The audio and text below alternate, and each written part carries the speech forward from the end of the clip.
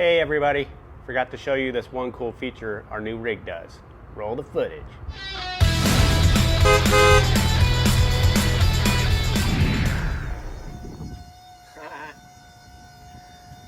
What? That's freaking dope.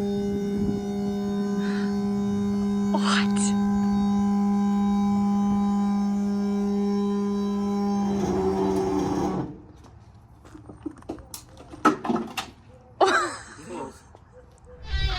Basically, you hook this card up to here to lift the cab.